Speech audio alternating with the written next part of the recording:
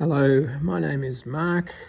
If you haven't watched any of my YouTubes before, I'm a 69-year-old distance runner preparing to go to the World Masters Athletics Championships at the end of August in South Korea. I've called this series The Road to Daegu because it will cover my lead up to the championships. I hope you find some of this interesting. So I've titled this episode, Why Run?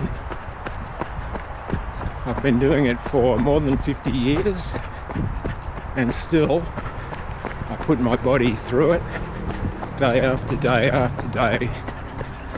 And the question many people would ask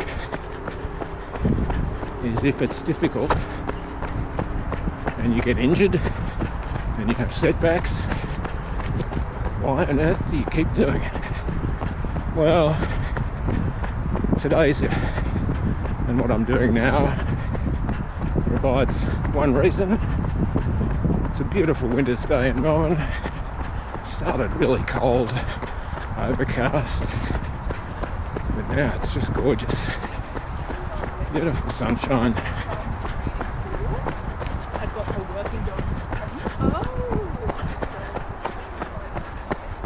And just 1 kilometre from home, I get to run here.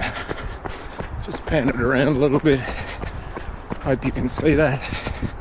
What we're looking at is the Yarra River.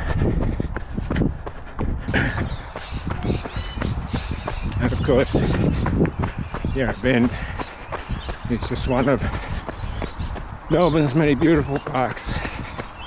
So today, I'm just doing a very easy 5 or 6k, because tomorrow another hopefully good stepping stone for the World Championships in Daegu is the Athletics Victoria 10k road race at Albert Park. But back on the talk fest, reasons to run. Well, of course, every runner will tell you that the runner's high is real after a good performance, or even during a run. You get a real surge of adrenaline, and anyone lining up in a big race, whether it be a marathon or a 10k, anything really, you do get this buzz, this lift, which makes you perform. Sometimes it makes you a bit over-ambitious, but try and temper that and learn from each experience. So otherwise, and this is my other theme of today's run, is that running for me has been a sensational and very successful way of setting goals and having something to aim for. And for me, over the last couple of years, it's been parkrun. Why parkrun?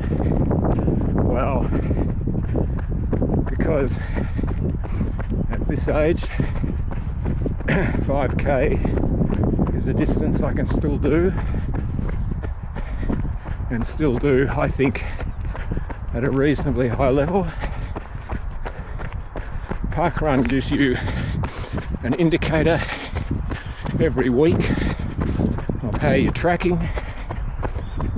It gives you records to shoot for if you're good enough and fast enough. And I've managed to nail a few of those, and hopefully I'll nail a few more before I'm done. One thing I have noticed as I've got older is that trying to find new goals is not that easy, because if you've been running right through your younger years, as I have, you've pretty much tried to do it all. So I was never good enough to make an Australian team, certainly never challenged the superstars for spots going to Olympics or Commonwealth Games. I was just a good ordinary club runner. So what I did was I tried to do my best every time I put on the club singlet, and if I got a PB or something like that by doing so, that was a bonus. But more for me, the club running has been important for the social aspect. As John Birmingham said in my recent interview with him, it's the friends you make, and I've made plenty, and I hope to make plenty more. So there's a few things going on there. When I get back to home base, I'm going to look a little bit further at age grading, because that's been another big motivating factor for me, and something that I've used to set goals. So hopefully this run today comes out okay on the video. I'm using the selfie stick for the first time, and following the advice of Stuart Greaves in Sydney, who says do more talking and have less music on your videos. So hopefully what I'm talking about does keep your interest, and if it doesn't, I guess you know where the pause button is on the video.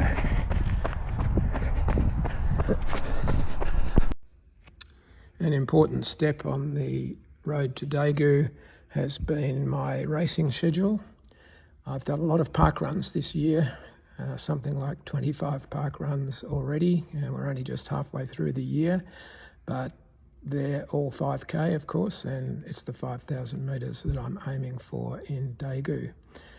But there's been a couple of other races along the way, and a very important one last weekend was the Athletics Victoria 10k Road Championships. I am running the 10k road in Daegu, even though it's going to be as hot as hell, and I'll be coming from a Melbourne winter. It's going to make it very difficult, and I'm not expecting much from that run. But the 10k here in Albert Park is always fast, it's flat, so I thought, that's it, I'm going to give it a real crack. So here's a little bit of footage from the race. The camera battery didn't last the whole race, so I've simply taken a few segments from the race. You can see my per kilometre pace. My goal was to run under 40 minutes, so 39 minutes 59 would have done. I started well. You can see here the time clicking over with consistent sub 4 minute Ks, and at halfway I think my split was 19 minutes and 35 seconds, which was pretty good, in fact probably ahead of target, and maybe that's why I did slow in the second half and paid a bit of a price for that. Didn't quite get my goal, ran 40 minutes and 14 seconds net time, so missing by 15 seconds, which I guess is neither here nor there. My cap camera gives a really good view of the flat circuit with the lake, Albert Park Lake on one side and Albert Park Golf Course on the other. Yeah, good course, 2 laps, 3 180-degree turns, which probably take your rhythm away a little bit, but other than that, an excellent course and a great event put on by Athletics Victoria. At various points, if you look on the right-hand side of the road, you can see the fast runners coming the other way, and boy, were they fast. The top guys were doing around 29 minutes, so they were a very, very, very long way ahead of this guy plodding along at 4-minute Ks. To finish off this week's episode, I'll go back to the topic that I mentioned while I was running around Yarraburn Park, and that was age grading and how you can use age grading to motivate yourself, particularly when you're an older runner and you've tried all the other stuff that you do when you're young. So age gradings were devised to give runners a guide as to how their performance reflects or compares to the world standard or world records for their event. So 5,000 metres is my event. It's going to be my event in Daegu, hopefully my best event. So I've done a little analysis of what happens to performances over an extended period of time. So I'm going to show some graphs which just goes further to prove that I'm a bit of an athletics statistics nerd, but I like doing this sort of stuff and I hope some people find it interesting. The first graph that I want to show is a plotting of my raw 5,000 metre times over about the last 35 or 40 years, starting with my PB way back too long ago to remember, when I ran under 15 minutes. And the graph shows the deterioration or the slowing down of my 5K times down to around 19 minutes today. So it's a fairly linear progression, obviously with rises and falls where you have injuries, or a period where I didn't do 5Ks at all between about age 40 and 50. But the trend line is obvious, and it works out at about, for me, about 7.5 seconds per 5K per year over that 35 or 40 year period. So if you just looked at that graph and the deteriorating performances, you'd say, oh, well, what's the point? You're just getting slower and slower. But that's where age gradings come into it. And the way that age gradings have been set up is that it's generally accepted that a 70% age grading is what they call local standard. 80% is national standard, so you're getting up to the point where you're going to acquit yourself pretty well in a national championship. And then the prize is the 90% age grading. The age grading that only really quick runners can reach, or in my case, can reach after many, many years of consistent training. So for me, the good news has been that instead of a trend line that goes down, my age grading trend line goes up, as shown by this graph. Only a very small increase, but a pleasing one, running low to mid 80% in my younger days, but now just edging up to and over that coveted 90% level. Why is my age grading going up if my performances are going down? Well, could be the shoes, could be my diet, could be better training. I think it's probably a combination of all of those things, but it's fair to say that since I turned 60, I have felt at various points when I wasn't injured or sick that I was as fit as I have ever been, and I'm hoping that that will continue into the future. So what that has done for me is to open up a whole new realm of possibilities with my running, where I just don't worry about the time that I run.